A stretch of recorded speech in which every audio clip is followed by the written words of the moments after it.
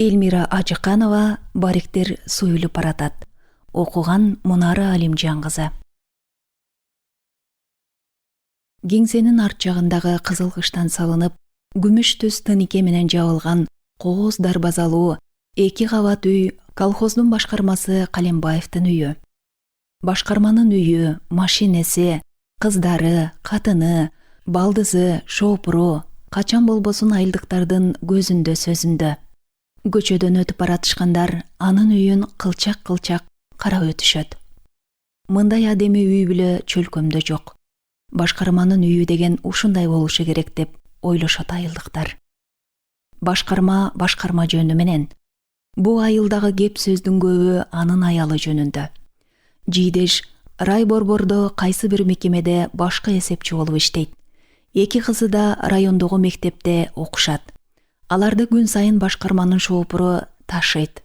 Үйүндө болсо оокат тиричилигин илгертпей жасаган балдызы бар.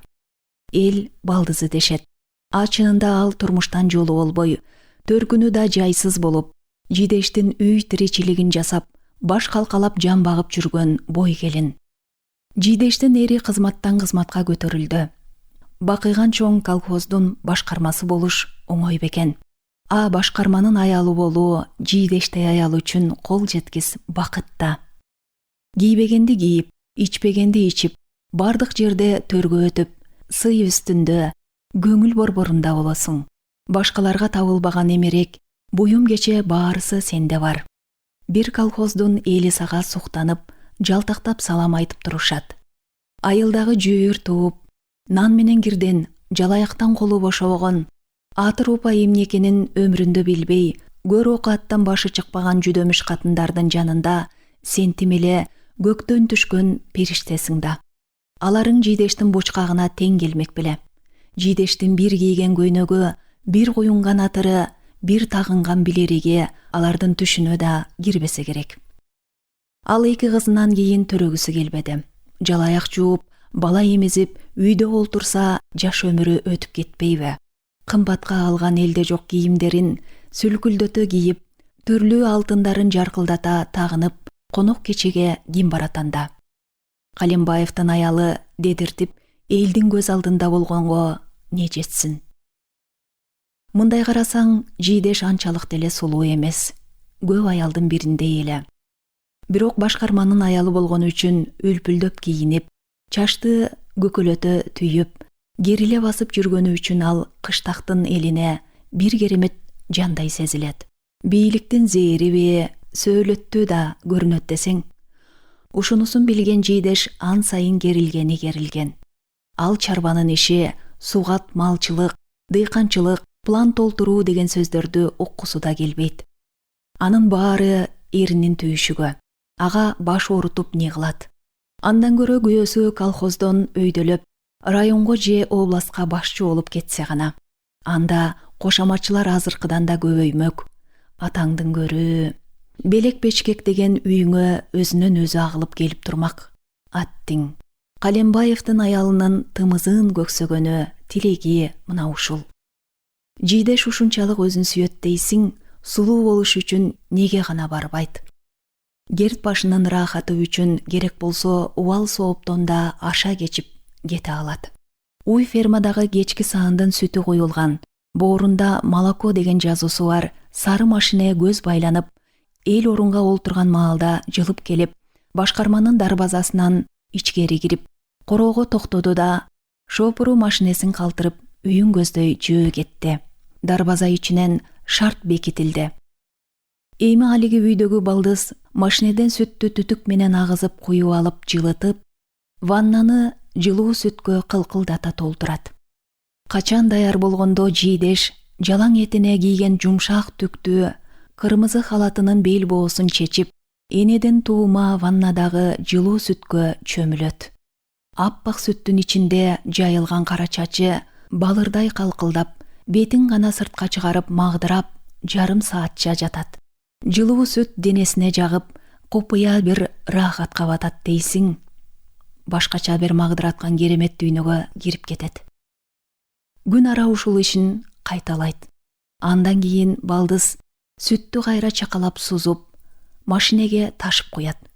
Эртеси таң үрүл-бүрүлдө шопур келип, машинесин оталдырып, рай борборго сүт комбинатка жөнөп кетет. Ооба, жийдеш бир күнү сүткө, бир күнү балга чайынат. Адырдын этегиндеги бал челекчилер балдын эң тазасын адегенде башкармага жөнөтүшчү. Тоо гүлүнүн ширеси даамданган балдын бир табагы жийдештин денесине толук шыбаганга жетет. Төбөсүнөн таманына чейин тегиз сүйкөгөн соң, денеси жагымдуу бир жыбыраган нерсени сезип, балдын денеге сиңип жатканын туюп, бир далайга магдырап олтурган соң, жылуу сууга рахаттана чайынат.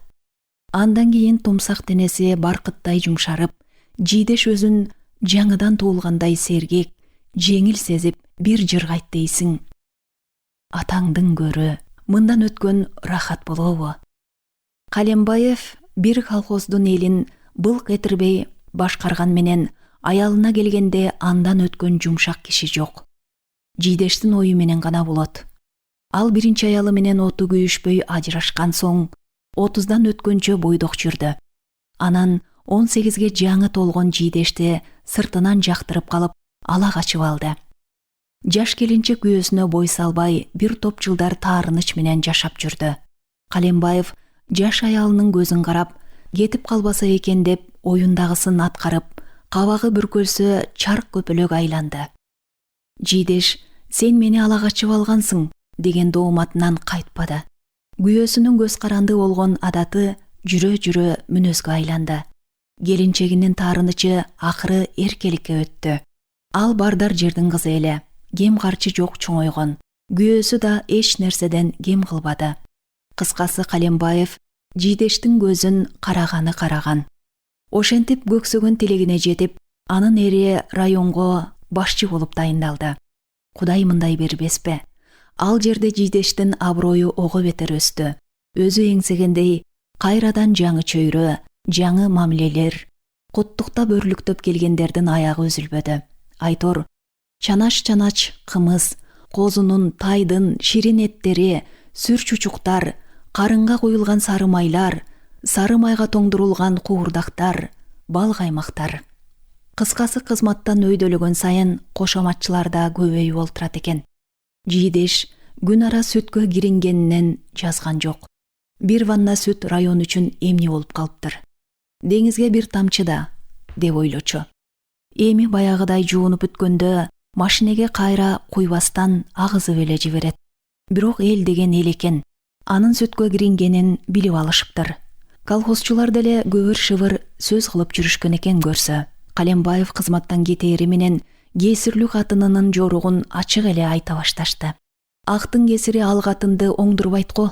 Элге зыяны тийбей өз кара башына көрүнсө экен, деп жатышты баягы кыштактагы жүдөмүш катындар. Уга электери ооздорун ачып, жакаларын кармашты. Ошентип жылдар өттү. Кызмат мансабың адамга оопа болбойт экен. Байлыгың менен бийлигиң мындай турсун бүтүндөй бир доор аңтарылып кулап түштү.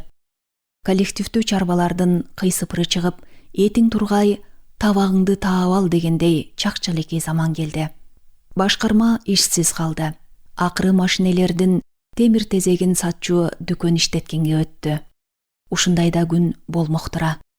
Чөнтөгүндөгү майда тыйындарды санап, 2-3 күндүн биринде чай катыкка бир бөтөлкөдөн сүт алчу болду жийдеш.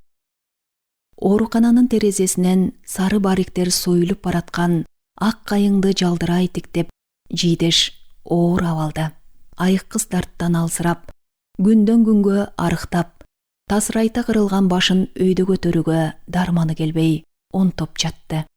Кайран гана олоң чач. Жып-жылуу сүттүн ичинде балырдай калкып жатчу эмес беле. Балга чайынып, сүткө жуулган апапакай тумсак дене эми көркүнөн кетип, буту колу карт дарактын тамырындай каржайып, териси сөгүнө жабышып, жүрөк гана алсыз согууда. Баягы чарк эмерилип турчу кошоматчылардын биринин да дайыны жок. Алиги башкарманын үй окатын жасап, жан багып жүргөн балдызда өз теңин таап, эчак эле турмушка чыгып кеткен бойдон кабарлашпады. Жийдеш ооруканага жаңы түшкөндө аптаптуу жай эле. Терезе туштагы жалгыз ак кайың жашыл жамынып ыргалып, түнкүсүн салкын журткон желге үн салып шуудурап турчу. Эми мынтип күз келип, сары түскө чулганган кайыңдын бариктери каалгып түшүп, жийдештин көз алдында күндөн күнгө союлуп баратты. Күзгү шамал бир удургу өтсө, кайың жылаңач калчудай. Сиздер акын, жазуучу жана журналист Элмира Ажыканованын «Бариктер союлуп баратат» аттуу аңгемесин уктуңуздар. Окуган Мунара Алимжан кызы.